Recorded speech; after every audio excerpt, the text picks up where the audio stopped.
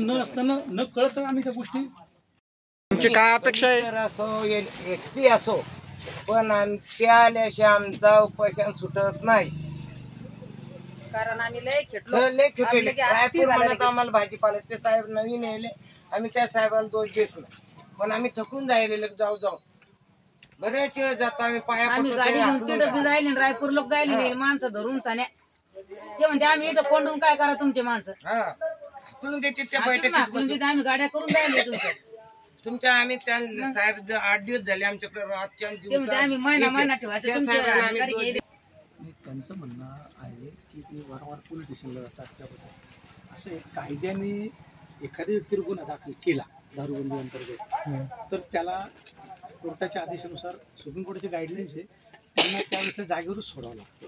आता पोलीस स्टेशनमध्ये ठेवून म्हणा की आमच्या विभागावर ठेवून त्याला जमा करता येत नाही. कायद्यानुसार त्याला लगेच जागेवर आम्हाला सोडावं लागतं त्या गोष्टी. आणि काहींनी त्यांनी सांगितलं की बाबा आम्ही वारंवार येतो त्यांना तिथे ठेवणार तर ठेवता येत नाही असं आमचं आणि त्यांचंही म्हणणं आहे त्या गोष्टीबद्दल.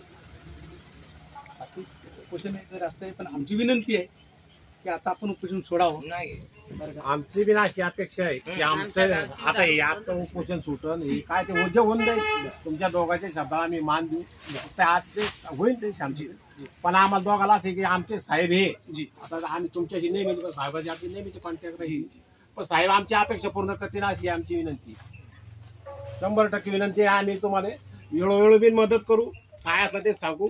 काय दारू डायरेक्ट आमच्या तोंडावर म्हणतात ते अशी म्हणतात ते लोक दारूवाले बायका म्हणतात ना आम्हाला आता पहिले एकच विकणार होता आता 4-4 डायरेक्ट मध्ये पोलीस लोकांनी आम्ही पैसे घेतात म्हणतात एकदम त्यांनी हळूहळू